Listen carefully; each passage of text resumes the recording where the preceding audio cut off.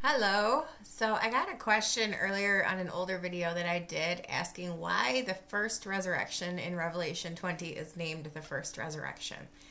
The follow-up to my answer to that, which I'll give in just a moment, was that post-tribbers use the first resurrection to talk about when the rapture and or the salvation of those saved within the present dispensation will occur. The salvation and change to glory.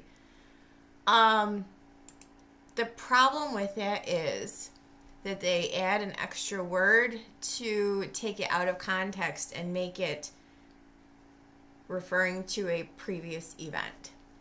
Jesus, we know very plainly, and I would think a post-tribber knows too, Jesus is the first fruits of the dead. We learn that in 1 Corinthians 15. Jesus is the first resurrection. It is the hope that we have tied to a resurrection for us, because those of us who have the same spirit that rose him from the grave living in us are going to be risen to glory, or at least changed to glory also. So hopefully everyone knows beyond a shadow of a doubt that the first resurrection is Jesus's. So in order to make some kind of sense of the first resurrection in Revelation 20, they have to add a word. The first since. And then they tie it back to Jesus's. The word since is not in that verse at all. And no reference to Jesus's resurrection is made in that verse at all. So you have to make some very extraordinary leaps in logic in order to try to fit that into a post-trib mold. The first resurrection is not the first since Jesus's. It doesn't say that. So for us to infer that is inaccurate. We need to take the Bible at face value. When the plain text makes perfect sense, seek no other sense. So we need to eliminate the thought of the first since anything, referring to a past tense reference point. It doesn't say that. So let's get that out of our head. Secondly, it's not even the first resurrection mentioned in Revelation.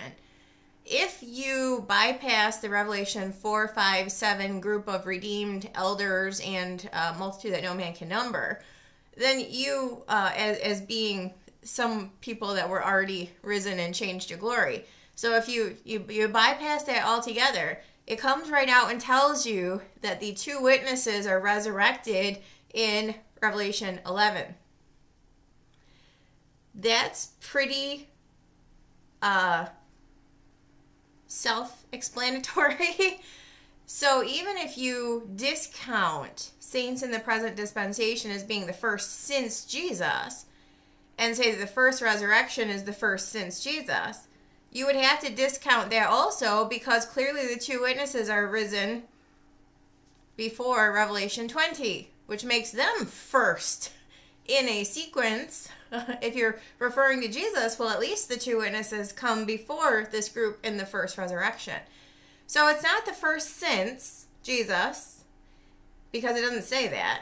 It's not even the first in Revelation, because the two witnesses at least come first from Revelation 11. So then what does first resurrection mean? Well, this is where you need to think of an outline. When you're talking about listing points that you want to talk about, you don't have a first unless you have a second. You don't have an A unless you have a B. And kind of taking that one step further, you don't have an old covenant unless you have a new covenant also. Because if you don't have a new covenant, then the first covenant isn't old, it's just a covenant.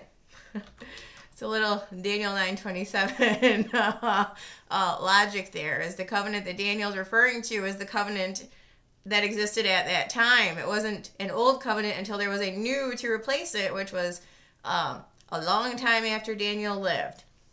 So his covenant, the covenant of record at the time that he's referring to, was the old covenant, because that's the only one that existed. So again, when you're thinking of this grammatically, structurally, you don't have a first unless you have a second. You don't have an A unless you have a B. You don't have an old unless you have a new to make it old. So in talking about the first resurrection, take a gander through that chapter. Is there a second one mentioned? A first and a second? Yes. The difference is it's not called a second resurrection. It's called second death. Reason being is twofold. First of all, resurrection denotes to life. The first resurrection is to life, and they're going to share the rule and reign with Christ for the 1,000 years because it is a pre-millennial kingdom resurrection. It's post-70th week, but pre-millennial kingdom.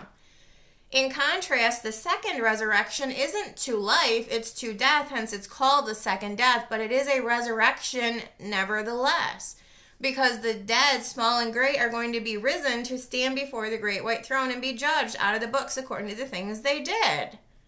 It is a second resurrection. You have a first one, pre-kingdom, and a second one, post-kingdom. They include two very different groups of people. In fact, we're very specifically told that those who participate in the first resurrection will not be hurt of the second death. So if you're part of the first, you cannot be part of the second. And if you're part of the second, it means you were not able to be part of any resurrections which came before. That is the very last one. So you have a first resurrection, which is to glory to life, pre-kingdom, and a second resurrection, which is to death, which is post-kingdom, and it is the final judgment seat of anyone ever. That is where eternal destinies are set.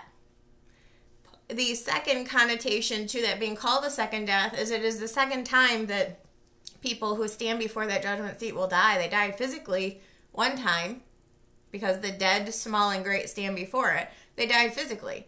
That is the death of the soul, where those who were not saved at all at any point during their life from the beginning of history up until that point are going to be thrown into the lake of fire to spend their eternity. So in discussing what the first resurrection is, we overcomplicate the heck out of this. People insert some kind of a word which would make it be referring back to something that already happened, like it's the first since. But it doesn't say that. And it also isn't tying it to anyone else's resurrection. It's just telling you it's the first of two mentioned in that chapter. They include different people. They happen at different points. One is to life. The other is to death. First of two. First resurrection, second death. They're both in the same chapter. So it's separating them and telling you that the things that apply to this one group will not in any way be able to apply to the second group. It tells you when each is going to happen and gives you clarity about that. I understand that post-tribbers want to insert that word first since and tie it back to the first, which is Jesus's, and then make it about some group it's not about. That's part of the clarity aspect of Revelation 20, is it very clearly tells you who is part of the first resurrection.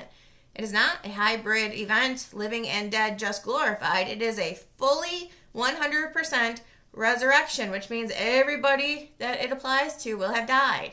And it applies to those who died for their faith and got victory over the beast, which both apply specifically to the 70th week. That does not apply to us at all. So just a little clarity for those. I know people aren't going to like hearing this because some people are just dead set on that being us. It is not, and why you would wish it to be is all on you. I don't want to be part of that group. I'm glad I'm not part of that group. It's the first and the second in the same chapter.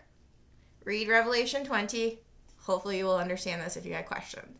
See you later.